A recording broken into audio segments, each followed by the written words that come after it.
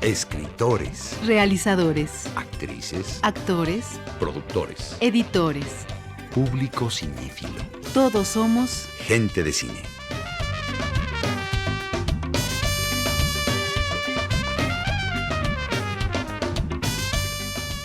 Entre el documental y la ficción, un encuentro con los que hacen, viven y disfrutan del cine.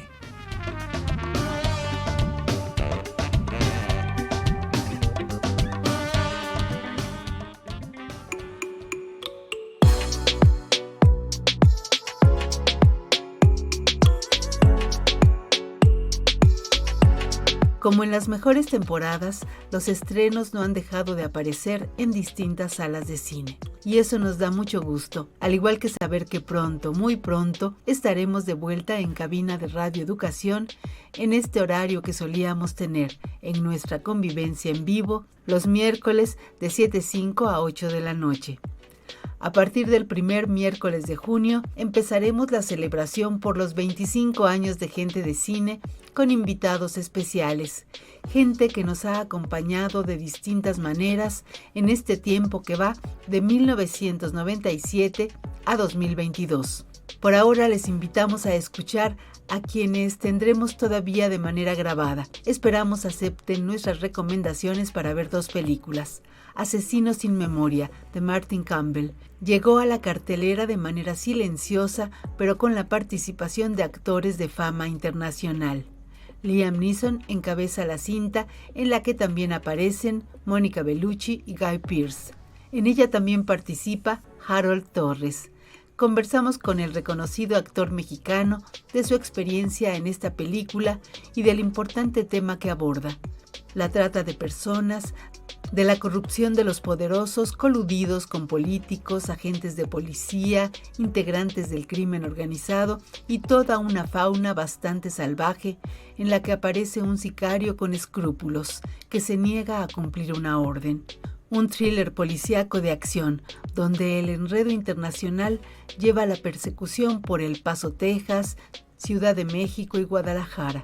Todo se mezcla y confunde, como la propia mente del criminal, cuya memoria igualmente se va difuminando.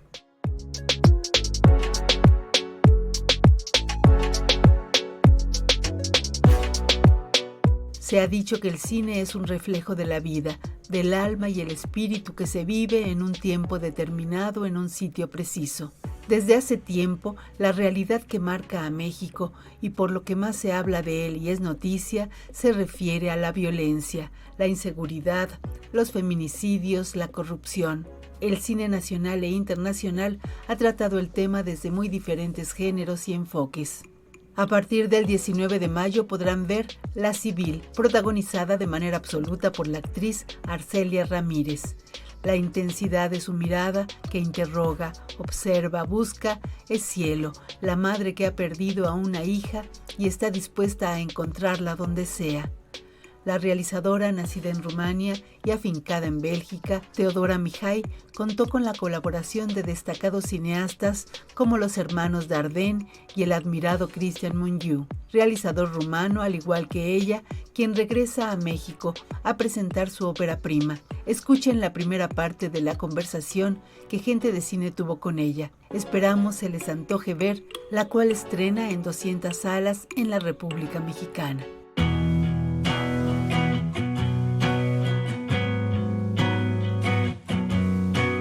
Siguiendo con noticias del cine nacional, ya está disponible el Anuario Estadístico del Cine Mexicano 2021. Mariana López Valenzuela nos dirá algo de lo que ha ocurrido con nuestra cinematografía en el último año. Después del desplome de 2020, el año pasado el cine nacional produjo poco más de 50% con respecto al primer año de la pandemia. Se filmaron 259 películas, cuando en 2020 fueron 111. Estas y otras cifras se dieron a conocer durante la presentación del Anuario Estadístico de Cine Mexicano 2021 el pasado 11 de mayo de 2022. Durante la presentación de este Anuario Estadístico, publicación que desde 2010 reúne y analiza la información más relevante en materia de producción, formación, distribución, exhibición y difusión del cine y el audiovisual, se destacó la recuperación del cine mexicano. Hoy hablaremos de la presentación del Anuario Estadístico 2021.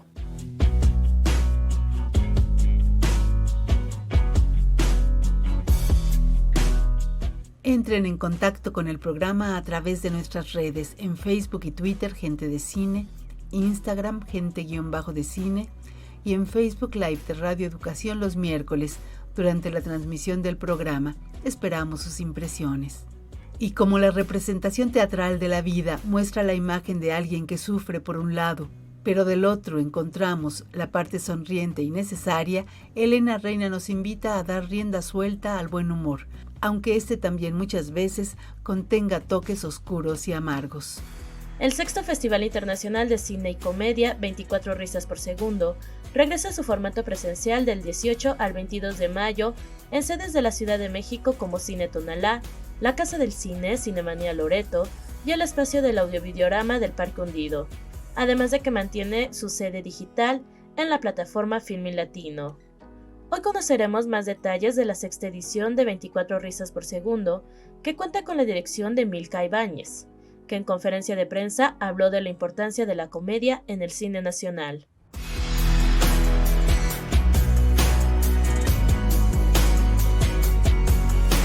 Lucero Díaz y Sonia Riquer, junto a las integrantes del equipo de Gente de Cine, les saludamos gustosas por volver a reunirnos a través de la radio y el cine.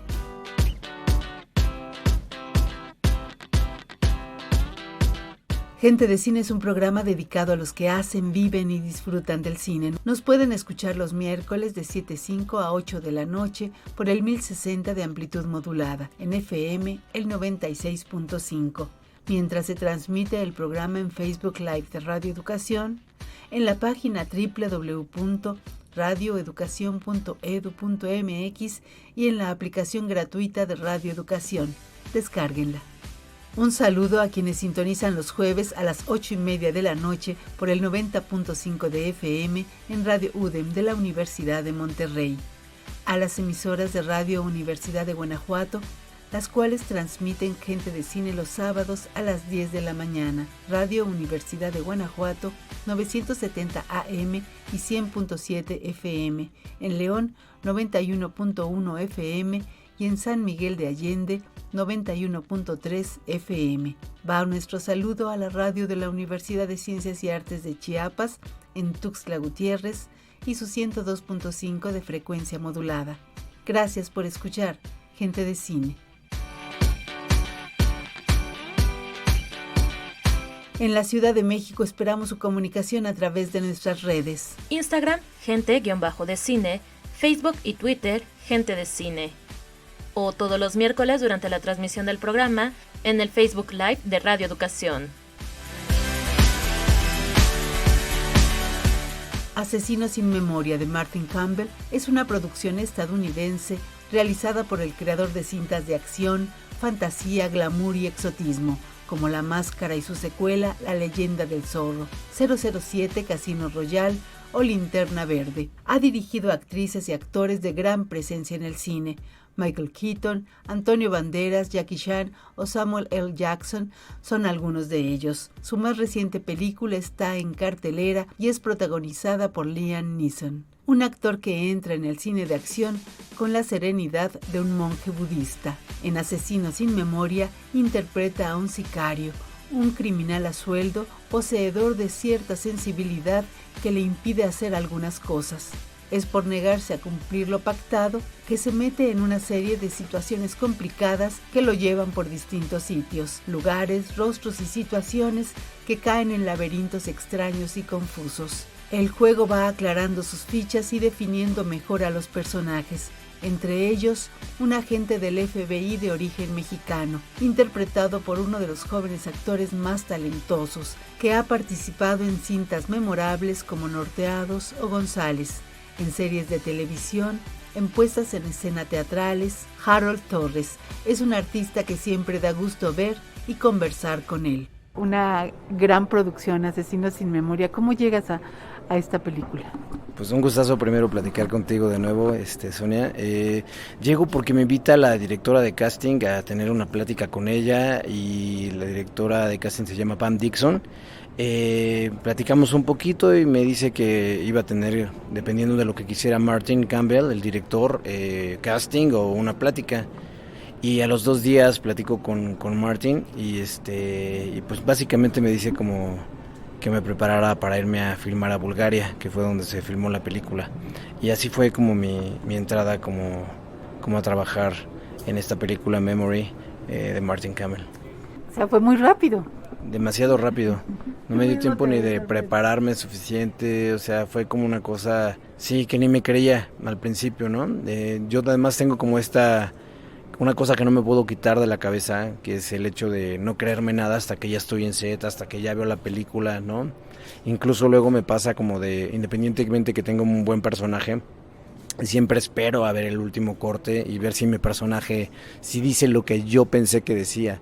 Porque me tocó una plática de un amigo que me contaba que era protagonista de una película, fue a la premiere a algún festival, lo invitan a la conferencia de prensa y él contestando todo. Van a la premier en la función de gala y se da cuenta que de ser protagonista aparece en una escena, ¿no?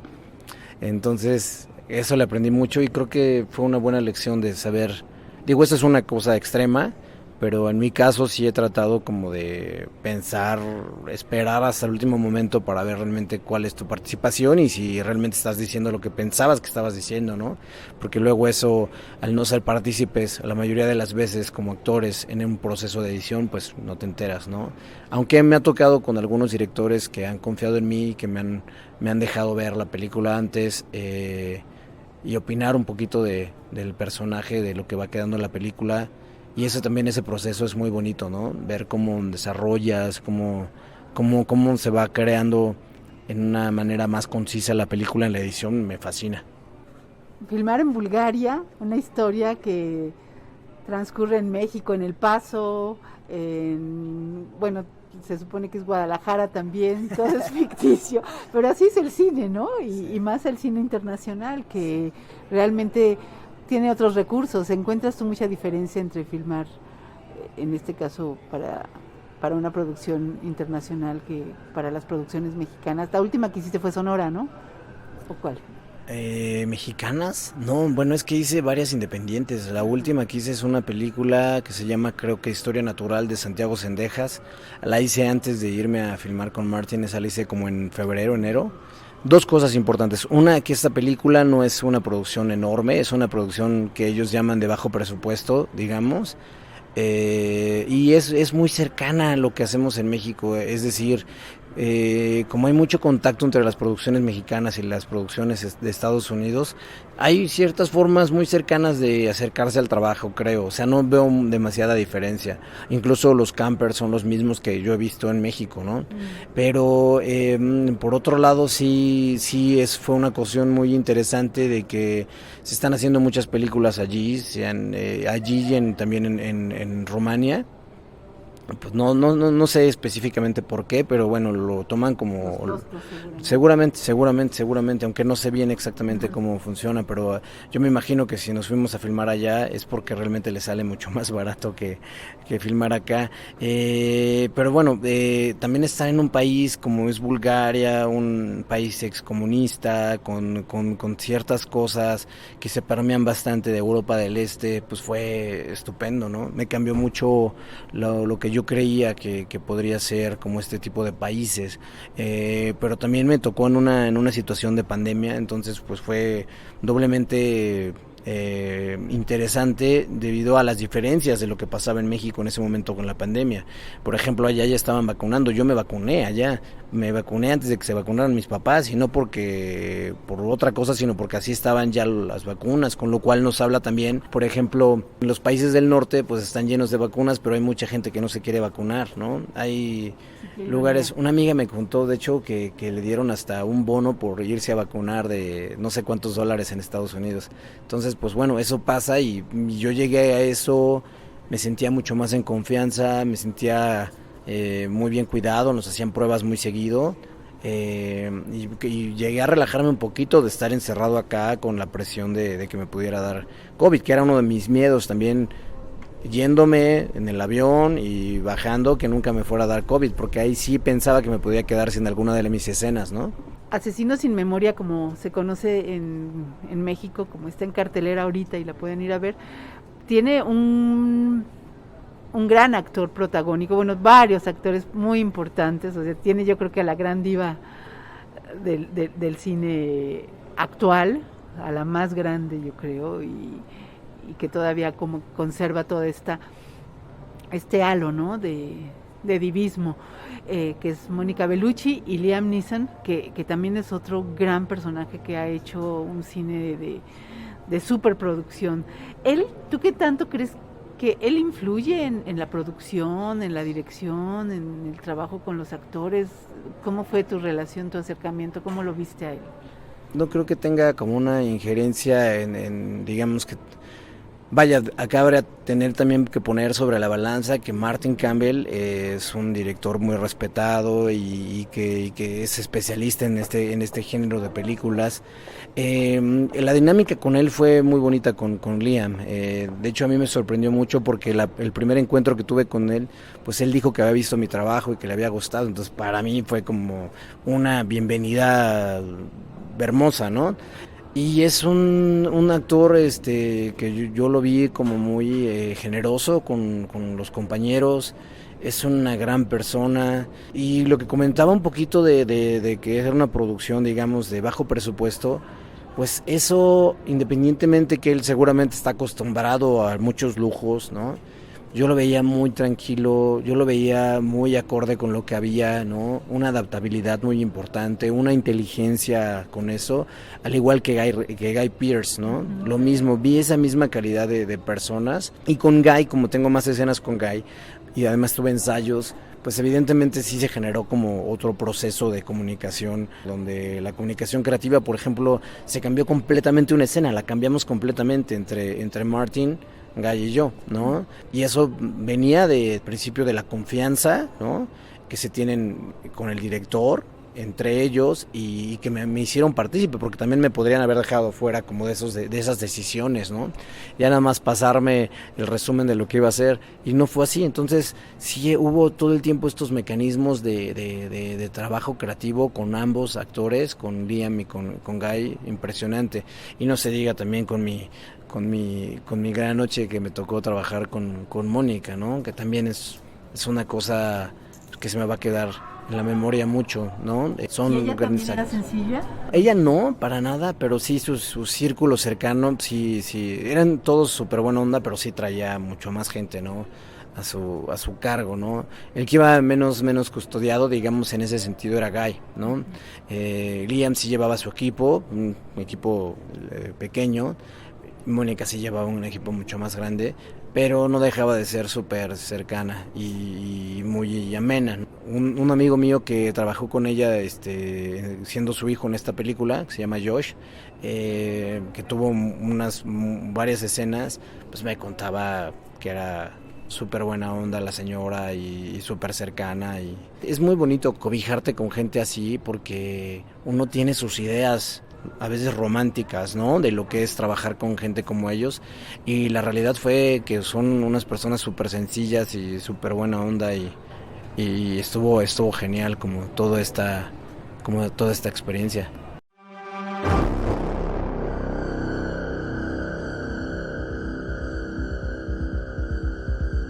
Una historia de acción con tintes de thriller social. La persecución tiene como trasfondo la violencia actual, el contubernio de distintos poderes, económicos, políticos, judiciales, todo entremezclado para resaltar la figura de un héroe solitario, enfrentado a toda una estructura del crimen organizado de la cual ha sido parte.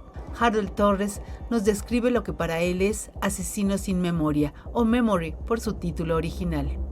Al principio todo eso que mencionas está ya en el guión, ¿no? Como todas estas líneas, ¿no? Donde yo agregaría, por ejemplo, la línea de una crítica a la corrupción dentro de la policía. Yo agregaría hablar del que siempre las altas estructuras de poder están vinculadas con las organizaciones criminales y que eso también lo toca la película en cierta forma. A mí me sorprendió muchísimo que incluso como mexicano, yo porque soy muy chismoso y busco mucho saber qué es lo que está pasando, ¿no? Y pues ya había leído diferentes cosas al respecto, ¿no? Sobre todo de feminicidios en Ciudad Juárez, pero preparándome para esta película sí me leí el libro de Lidiet Carreón que habla del tema, aunque pasa aquí a 40 minutos, que se llama La Fosa de Agua. Además leí otro libro súper importante, habla de cómo empezó como toda esta circunstancia en el norte del país.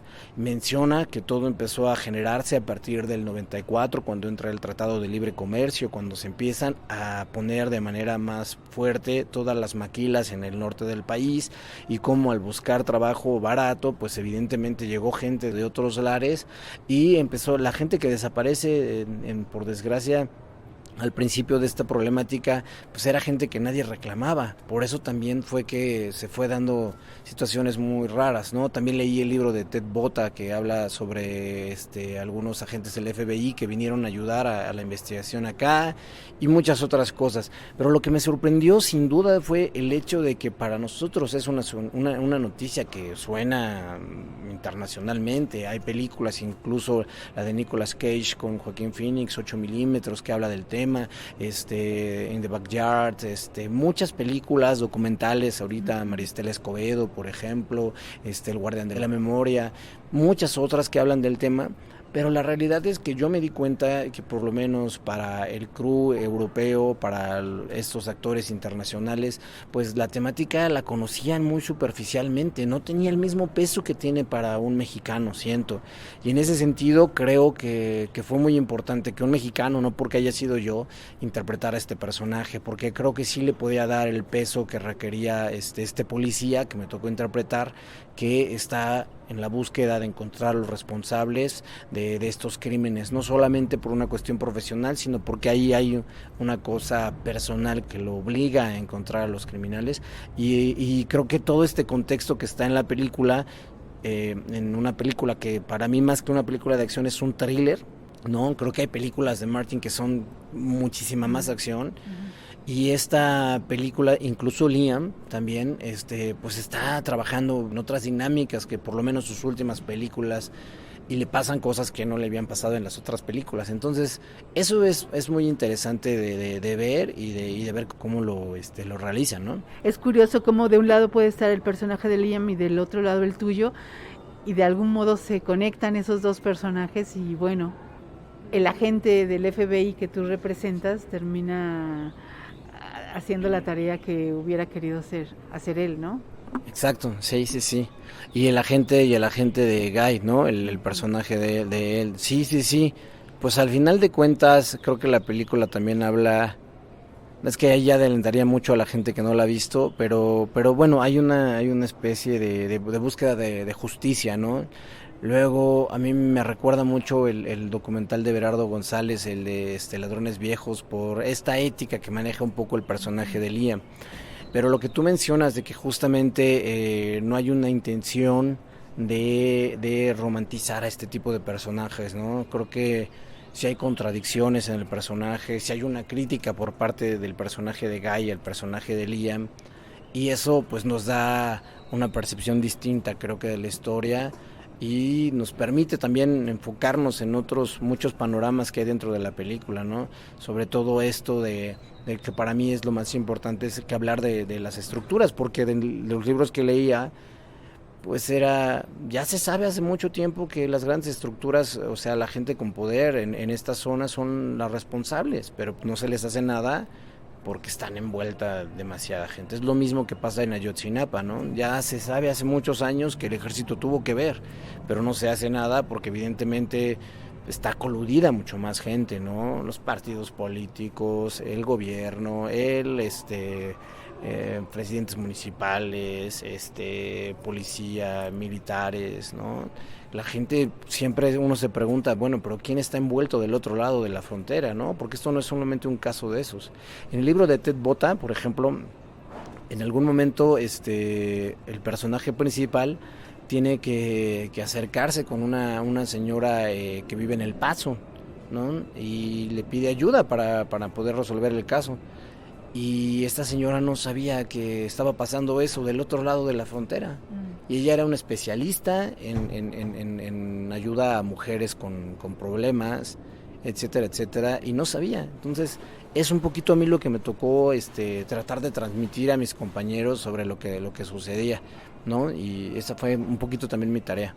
Me parece también muy valioso que se hagan películas con este tema, que tengan un impacto internacional, porque realmente hay que llevar a la discusión y a la reflexión eso, de ver cómo la crisis humanitaria nos involucra a todos y todo el tema de el ataque a las mujeres, el ataque a los otros, ¿no? De repente a migrantes y lo que puede ser el crimen organizado, y señalar como muy claramente, en este caso de asesinos sin memoria, pues a las propias autoridades en Estados Unidos involucradas, y es algo a nivel mundial. Totalmente, sí. De hecho, es interesante que lo menciones porque uno piensa que esto nada más pasa acá y no es cierto. O sea, yo recuerdo, porque me gustan mucho los libros de Girl with the Dragon Tattoo, que también hizo una película Fincher, y bueno, primero hicieron la trilogía en Noruega o en Suecia, no es Suecia. Y también hablan sobre feminicidios y hablan sobre un tipo de más cercano al nazismo que lo hacía, pero lo interesante es que el mecanismo es el mismo. Raptan, secuestran, abusan de mujeres, migrantes que vienen de Europa del Este y que pueden desaparecer sin que nadie diga nada, ¿no? Y esos mecanismos están muy intrínsecos en nuestra sociedad, ¿no?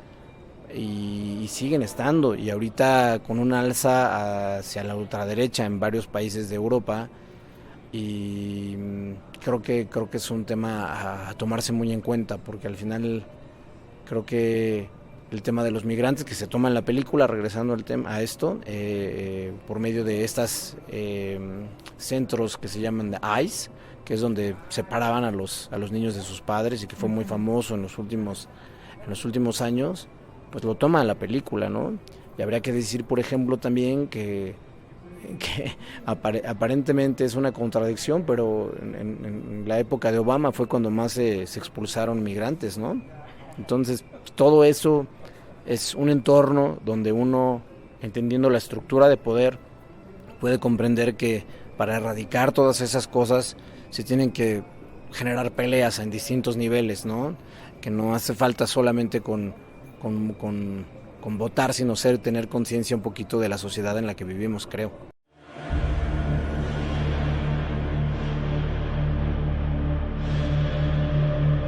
Harold Torres es un actor con múltiples recursos y herramientas para abordar sus personajes.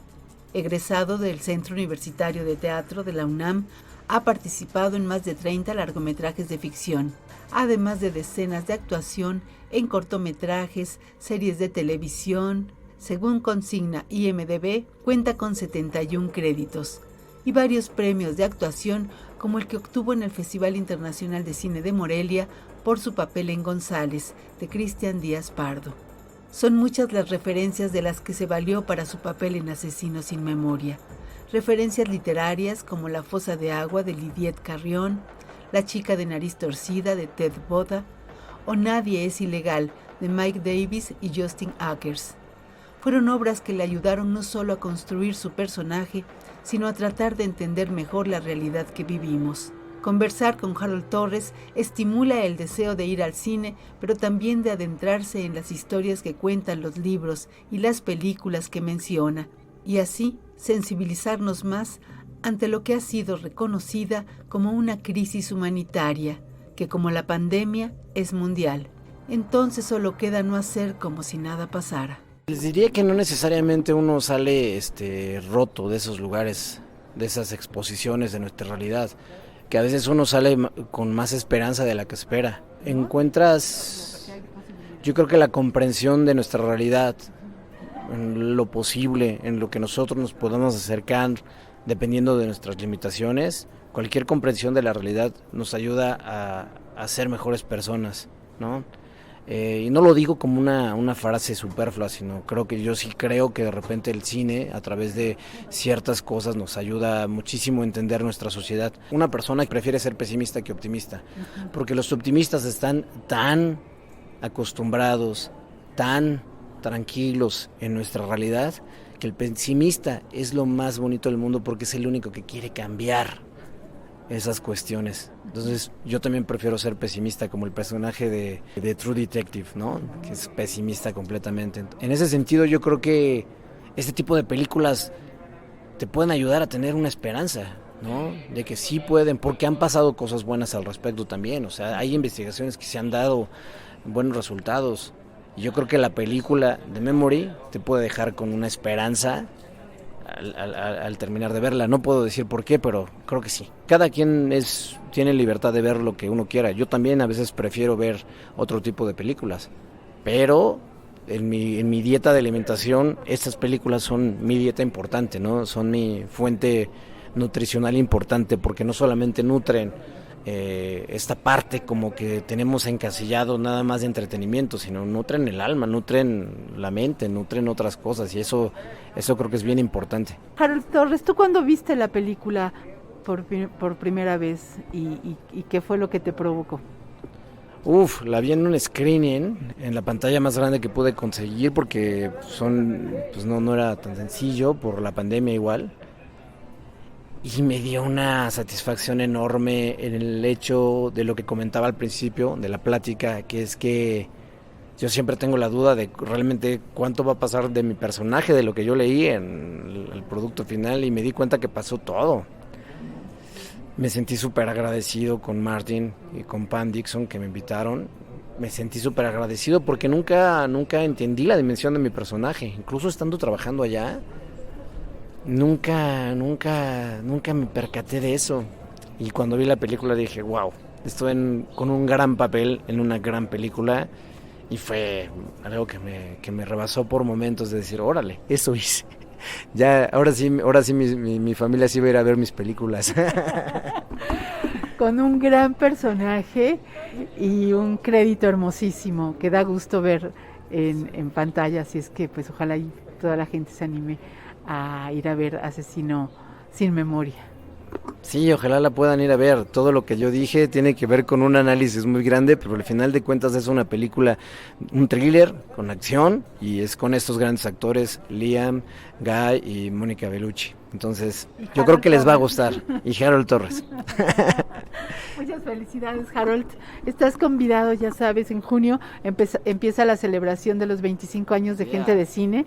No sabemos bien cómo va a ser, pero algo vamos a hacer, aunque sea muy discreto, y espero que tú nos acompañes en algún momento para contar tu historia con Gente de Cine. Sí, no, pues primero que nada felicidades anticipadas, y claro que vamos a estar allí.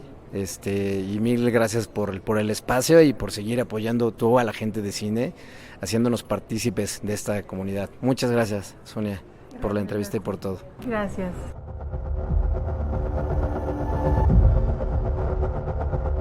Les invitamos a buscar en cartelera Asesino sin Memoria. También les invitamos a conocer lo que está pasando con el cine mexicano.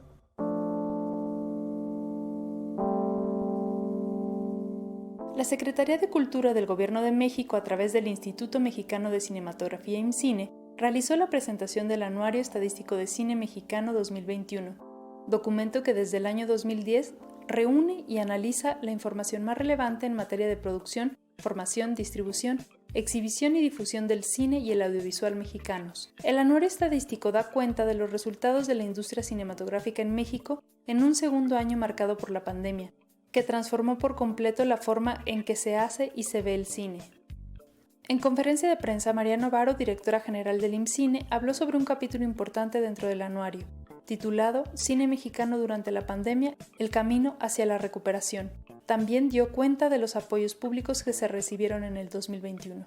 Este anuario, en su capítulo Cine mexicano durante la pandemia, el camino a la recuperación, da también cuenta cabal de una reactivación económica de la producción cinematográfica en el 2021, segundo año de la pandemia, después del desplome económico de la producción y exhibición en salas en el 2020, primer año de la pandemia.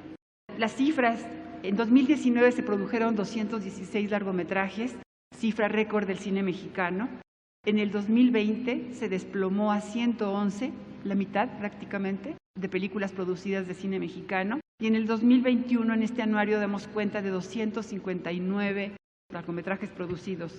Claro, no es una cifra récord, es una cifra que acumula 2 años, ¿no? Un año medio perdido y la recuperación en este año, pero es una cifra que sí da cuenta de una recuperación en la producción cinematográfica y lo celebramos. También damos cuenta de que el 56% del cine mexicano del 2021 pudo ser realizado con apoyos públicos y de ahí la importancia de no detener los apoyos al cine. Esta edición del Anuario Estadístico del Cine Mexicano propone nuevos caminos y temas diversos. Propone también un diálogo siempre abierto con las comunidades cinematográficas y audiovisuales para ampliar temas, precisar estadísticas y compartir información que nos permita seguir construyendo de manera conjunta una herramienta valiosa para conocernos y reconocernos como un sector importante para la economía y la cultura en México. Y por qué no, para celebrarnos.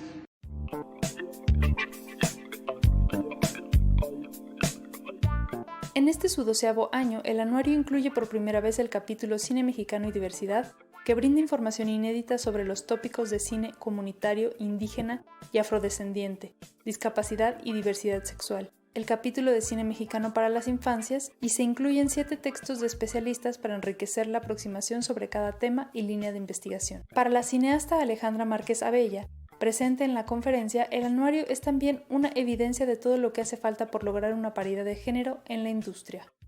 Estoy un poco abrumada por todos los datos y quizás voy a decir una obviedad, pero pues es quizás mi deformación profesional. Entiendo que los datos nos ayudan a construir historias, ¿no? Nos cuentan historias, y creo que es claro que todavía el universo de las mujeres en la cinematografía mexicana pues está muy rezagado, ¿no? Eso es lo que nos están diciendo los datos. Me robo un poco el concepto que usan Márgara Millán y Ana Daniela Namad en el texto que escribieron para el anuario, donde dicen que el monopolio patriarcal de la representación sigue vigente, ¿no? No hemos podido romperlo por completo, ni mucho menos. Y a mí me importa este tema siempre y me llama este tema siempre mucho porque siento que no hay una expresión humana que esté completa sin la mitad de la población, que somos las mujeres, ¿no? Sin la representación de la experiencia de vida de la mitad de la población. 33% de los documentales hechos por mujeres, 16% en la ficción, que es de donde yo vengo, el lugar que yo ocupo en esta comunidad, y 5% de animación. No sé, ¿no? Quizás hay que hacer análisis mucho más estrictos y más avanzados que el que voy a intentar esbozar ahorita, pero siento que un poco lo que nos dice eso es que donde está el dinero no están las mujeres, donde está la inversión no están las mujeres. Me interesa mucho el análisis que hacen justamente Márgara y Ana Daniela en el texto, donde valoran, ¿no? Y aprecian mucho cómo las mujeres nos hemos hecho de un espacio para nosotras, por nosotras, que creo que es muy importante y muy valorable, pero que también nos aleja de ese lugar donde están los recursos y donde está lo importante, entre comillas, ¿no? Y siento que hay que notarlo. Hablan ellas también sobre la presencia femenina en los sets de producción, cómo esto ha ido modificando, se ha ido incrementando, ha ido mejorando, digamos, podríamos decirlo así, aunque los sets de producción, a pesar de los protocolos que hemos desarrollado desde diferentes plataformas, etcétera, siguen siendo lugares violentos. Seguimos viendo cómo esos espacios siguen siendo lugares violentos para las mujeres. Y es verdad que hemos tenido que cambiar la manera de apropiarnos de esos lugares, ¿no? Hubo un momento donde se nos decía o donde entendíamos, yo creo, las directoras, donde teníamos que tener esta presencia de la mujer fálica en el set, ¿no? Teníamos que llegar a comportarnos como ellos, a ser hombres, digamos, a ejecutar un performance donde nuestra feminidad quedara anulada y a donde nos convirtiéramos en estos seres que, digamos, vivían o funcionaban con los mismos principios patriarcales que ellos han funcionado, como para ser validadas y ser tomadas en cuenta. Creo que también es importante decir, a pesar de estas nuevas formas o este nuevo entendimiento de ocupar esos espacios que las mujeres estamos discutiendo, conversando, pues que el cine, aquí como decía Raúl, es un ejercicio que tiene que ver con el capital muy directamente. Es una industria, ¿no?, que genera dinero, pero también genera capital simbólico, ¿no? Y creo que también es importante que las mujeres entendamos eso, ¿no? Que entendamos que estamos participando en una economía, pero también estamos generándonos y generándole a los otros capital simbólico. Porque a veces parece que hacemos las cosas porque son bonitas y son bellas, y creo que hay que también un poco apropiarnos de ese capital, ¿no?, sea cual sea.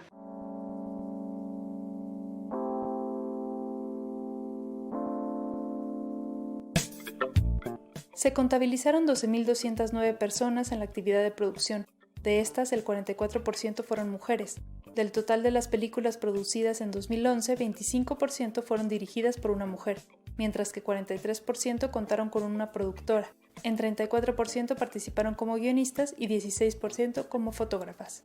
En cuanto a plataformas de streaming, se registraron 33 con oferta cinematográfica en México, 43% más respecto a 2020. El 41% de los estrenos nacionales en salas de cine estuvieron disponibles en línea y 36 películas mexicanas fueron estrenadas exclusivamente en plataformas digitales. Se llevarán a cabo 6 mesas de diálogo con personas expertas para tratar los 4 temas abordados en el nuevo capítulo Cine Mexicano y Diversidad. Dichas mesas se transmitirán por el canal de YouTube del IMCINE los miércoles del 18 de mayo al 22 de junio a las 7 de la noche. El Anuario Estadístico de Cine Mexicano es un documento que ofrece un panorama actualizado y amplio del quehacer cinematográfico en nuestro país y se encuentra disponible en formato digital en el sitio web del IMCINE, www.imcine.gov.mx.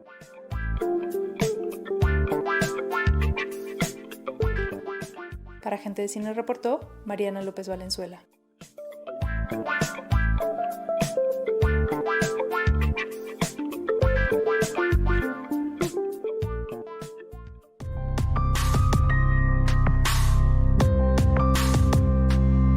Si quieren comunicarse al programa, escriban a Gente de Cine por Facebook y Twitter, en Facebook Live de Radio Educación, los miércoles entre 7, 5 y 8 de la noche, mientras nos escuchan. La Civil lleva en el papel protagónico a una de las actrices mexicanas más conocidas y reconocidas. Queda ya en la historia de nuestro cine el aplauso de 8 minutos que recibió, conmovida, en el Festival de Cannes en el estreno de La Civil. En conversación con Gente de Cine, Teodora Mijay, directora y coescritora de La Civil, nos contó varias historias interesantes. ¿Cómo has vivido todo este proceso en donde ya salió la película, que su propia creación ha de haber sido un proceso muy, muy doloroso, ¿no? Muy complicado? Sí, fue un trabajo de 7 años, desde el momento que empecé la investigación hasta empezar, pues en primer lugar yo quería hacer un documental del punto de vista de adolescentes y pues me salió una ficción del punto de vista de una mamá buscadora. Entonces sí fue, o sea, un desarrollo del proyecto bastante impresionante y con muchos obstáculos. Entonces, al final, al llegar al ser seleccionados en Cannes fue un gran honor porque pues obviamente que es para mí el festival de cine más importante del mundo y te da la oportunidad a la película, al trabajo, de continuar, de seguir viajando, de seguir siendo visto, ¿no? Y es lo que queremos, por supuesto. Entonces, sí, fue una gran emoción ver también, no solo la selección, pero ver también que fue tan apreciado al final de la función y también, por supuesto, el premio de la valentía o de la audacia, que en Francia utilizan este audace, que es muy difícil de traducir, ¿no? Pero contiene mucha fuerza. Entonces, fue muy lindo recibir ese tipo de apreciación. Y ahora pues llegamos a México por fin. La función en Morelia también fue muy aclamada. Era en una situación todavía con las limitaciones de la pandemia y todo, pero... Sí, por supuesto, en Morelia fue muy lindo poder presentarla, pero bueno, fue en el festival, entonces no tuvo todavía acceso al gran público de México, ¿no? Pero sí fue maravilloso también como fuimos recibidos de Morelia, y también ahí mucho elogio y mucho placer estar ahí por fin presentándola, ¿no?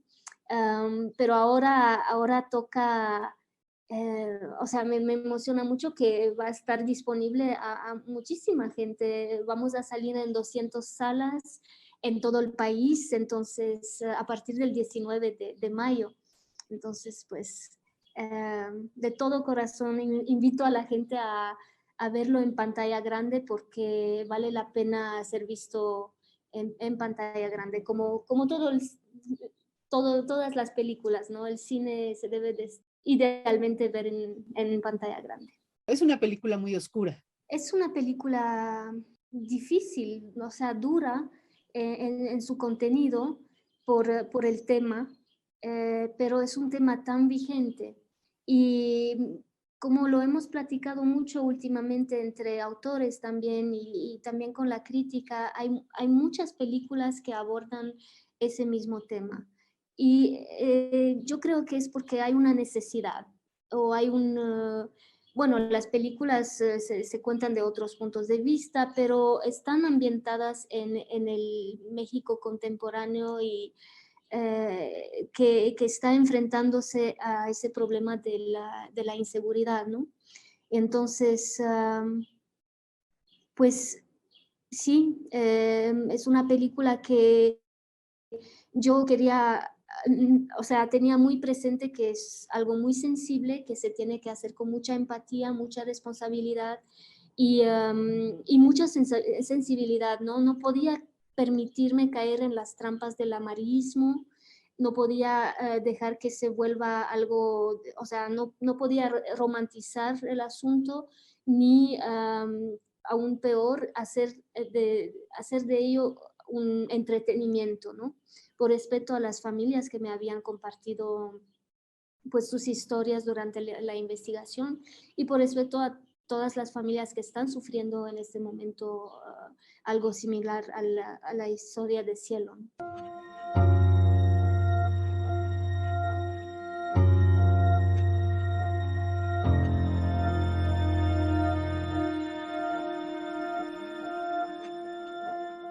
Todavía tenemos mucho que comentar con Teodora Mijay, realizadora de La Civil, película que podrán ver a partir del 19 de mayo en toda la República Mexicana.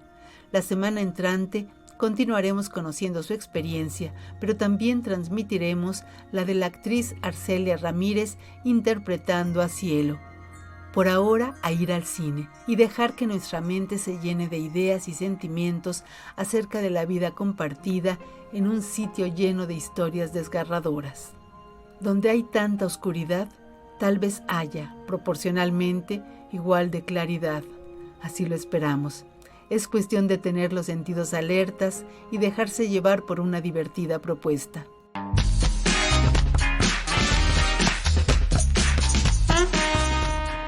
A partir del día de hoy, miércoles 18 de mayo, y hasta el 22 de este mes, podrán disfrutar de la programación del Sexto Festival Internacional de Cine y Comedia, 24 risas por segundo, en distintas sedes de la Ciudad de México y de manera online para todo el país, a través de la plataforma Filmin Latino.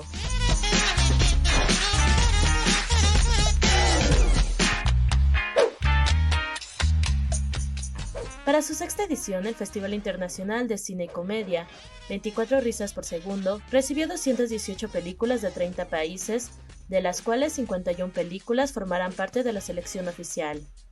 En la sección internacional se contarán con 6 largometrajes y 21 cortometrajes, mientras la selección mexicana está conformada por 4 largometrajes y 20 cortometrajes, los cuales compitan por el premio del público. También se realizará una muestra especial, Cineastas del corto a largo, en la que se presentarán cortometrajes que han formado parte del festival en ediciones pasadas y cuyos directores y directoras ahora están presentando largometrajes. Buscando un espacio de reflexión, el festival realizará 2 mesas de diálogo con el tema Las mujeres en la comedia. La primera de estas mesas será Mujeres en el cine de comedia, que se llevará a cabo el jueves 19 de mayo en el Centro de Capacitación Cinematográfica. Y la segunda mesa se realizará el viernes 20 de mayo en Fallen Piano Brewing Co., que llevará por el nombre Las mujeres comediantes. Esta será moderada por la actriz y cantante Laura de Ita y contará con la presencia de la estandopera Luz Aldán. En esta edición del Festival Internacional de Cine y Comedia 24 risas por segundo, se reconocerá la trayectoria de actrices y actores de doblaje. Dicho homenaje se llevará a cabo el día 21 de mayo con la presencia de varias personalidades, entre las que destacan la actriz y directora de doblaje Maru Guzmán y el actor Edgar Vivar. En conferencia de prensa, la directora de 24 risas por segundo, Mirka Ibáñez, habló de la importancia que tiene este género en el cine nacional y por qué debe existir un festival como 24 risas por segundo. Y pues bueno, este festival lo que busca es tener el espacio para este cine de comedia, un cine que por lo general pues no tiene ventana de salida en la mayoría de los festivales, ¿no? Nosotros nos tomamos, nuestro eslogan es nosotros nos tomamos la comedia en serio. Y así fue como nació, ¿no? Creemos que la comedia es una herramienta muy importante para abrir la puerta a otros públicos y que se atrevan los públicos a tener otro tipo de contenidos, a investigar, que no nada más están las cadenas comerciales, sino que está el circuito cultural donde pueden ver otro tipo de películas y no necesariamente nada más las películas de comedia comerciales, que si algún día ponemos una con mucho gusto, si quieren la ponemos, ¿no? Pero vamos más enfocados a darle visibilidad a otros creadores, ¿no? Entonces, bueno, sí han sido estos 6 años y esperemos que sean muchísimos años más de realizar esto, de que la comedia ahora en estos tiempos es difícil. Si siempre ha sido un género complicado per se, ahora es un poco más complicado y entendemos el porqué también, pero sí se ha tornado un poco como de mucho cuidado, ¿no? Las reglas han cambiado, ¿no? Y hay que saber también cómo adaptarnos. Esta vez en referencia a esta nueva normalidad o esta nueva vida conviviendo con la COVID, en el que estamos regresando ya a las salas, estamos regresando ya a cosas presenciales. Habrá algunos que ya tendrán ciertos cuidados, otros ya dejaron de tener ciertos cuidados, pero al final lo que cuenta es, ya estamos juntos, ya sabemos cómo se comporta esto, ¿no? El que quiere, pues se cuida. Pero el asunto es ¿no? El regreso a las salas, cómo es la vida ahora en estas salas de cine y que estamos muy contentos de tener a todas nuestras sedes.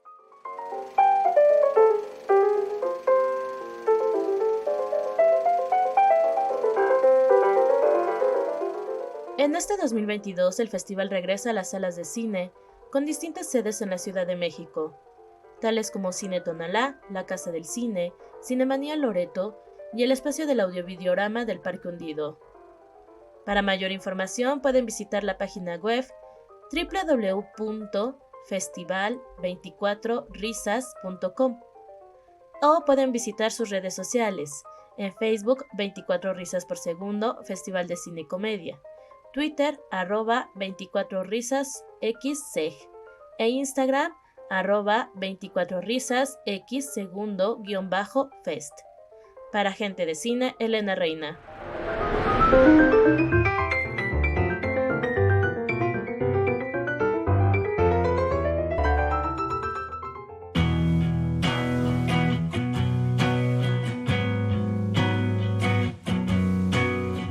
Gracias por escuchar el programa, por sus mensajes en Facebook, Gente de Cine, Twitter, @Gente de Cine, en Instagram, Gente_de Cine y en Facebook Live de Radio Educación.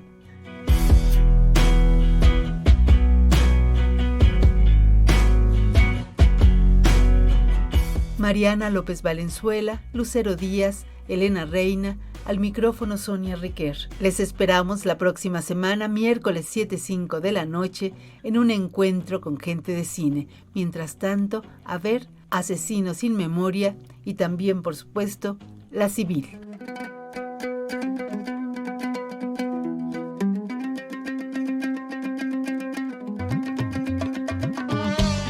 Escritores, Realizadores, actores, actrices, actores, productores, editores.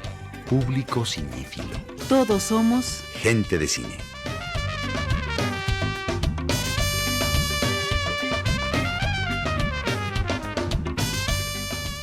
Entre el documental y la ficción, un encuentro con los que hacen, viven y disfrutan del cine. Busquen Gente de Cine en Facebook o en Twitter. Esperamos sus mensajes. Ya saben, nos vemos en el cine y nos escuchamos en el 1060 de amplitud modulada. Es Radio Educación.